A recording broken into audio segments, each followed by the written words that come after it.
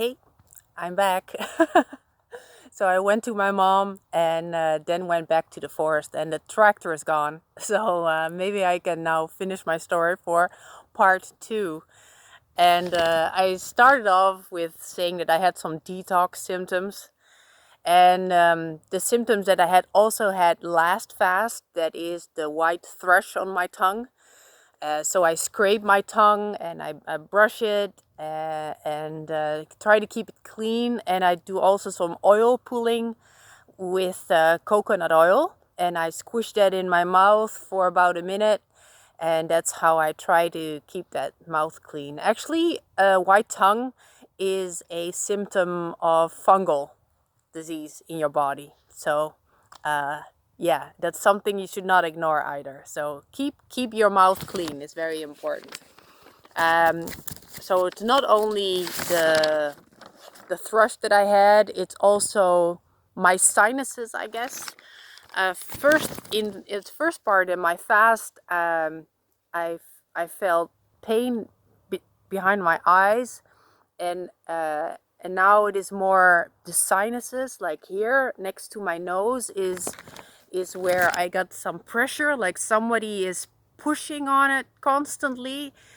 It's a very nasty feeling as well. I don't know, it's just with my autoimmune disease, of course, I've got a lot of facial pain, and that is, it's definitely not a nice feeling. You tend to, touch the area where it hurts, and actually touching makes it worse.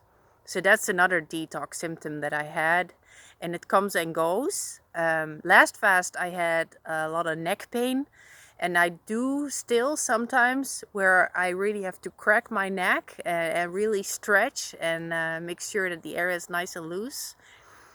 And my teeth as well. A little bit of throbbing teeth pain. Um, when in the beginning of my disease, they discovered that I had an infection behind my front teeth. So they removed the big infection, and they thought that that was actually the cause of my facial pain, was the infection behind my teeth. But that was not the case. But I think it was still, of course, like a cumulative aspect of my disease, that of course that didn't help. But yeah, I think problems in the mouth can also make you sick in your body. So that's all the detox symptoms for me. Then I go back to where I left it off. That an autoimmune disease is like attacking oneself. And I used to be angry with myself, blame myself for my shortcomings, creating emotional blocks in my body.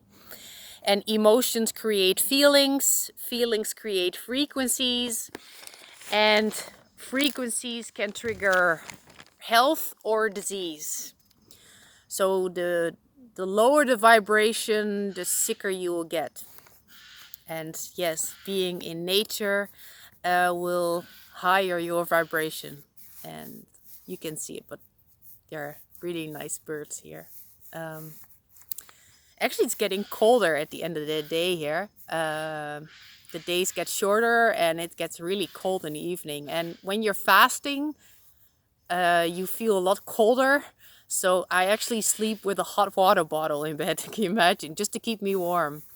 And I also have like a scarf with me, so I'll put that on when I go home. Negative emotional blocks create low vibrational tissues, and the weakest link speaks for the whole body. So if you've got a problem somewhere in your body, doesn't mean that that's where the cause is. It's just where the symptom arises. But the symptom of that part will actually speak for the whole body. One can remove the symptom, but not the thought that created it. So one has to first unlearn self-harm before we can really heal. This disease doesn't define me. It developed in spite of my love for life, but my body tried to tell me something years ago, but I kept shutting it down with supplements and ignored it until I couldn't ignore it any longer. The symptoms just got worse and worse, and my body was just screaming at me like, do something, and I just didn't listen. Prior to that point, I had been taking off everybody except myself. I always said yes, afraid that a no would turn people away from me. But never saying no means that your yes has no meaning. So I started to say no to people and say yes to myself. And that is where my healing began. I deserve to heal. I deserve to have a life worthy of love, to take good care of myself, and offer my help to others who want to do the same. I say what I think and I do as I say and write.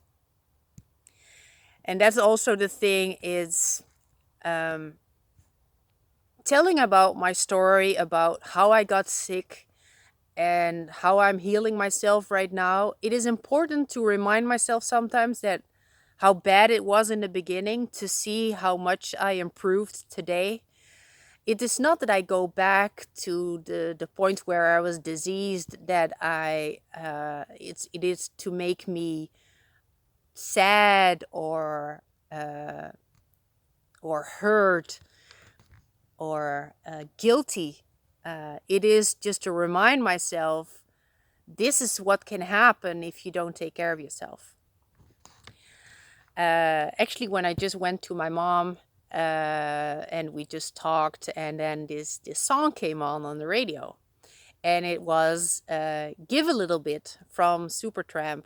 So I don't know if you know the song, but it's like give a little bit, give a little bit of your love to me. Da-dum, da-dum. Give a little bit. Give a little bit of my love to you. And I thought, I love that song. I just like this. I like the lyrics. There's so much that we need to share. So send a smile and show you care. Well, anyways, but there's so much that we need to share. So send a smile and show you care. So this is why I'm sharing my story with you, is because I care. I care about life. We're here to enjoy life and not to suffer. And if there's something that we can do to help one another, that's what we should do. And give each other hope and love. And yes, always a smile. People can always get a smile from me. I wish you a good evening. Bye-bye.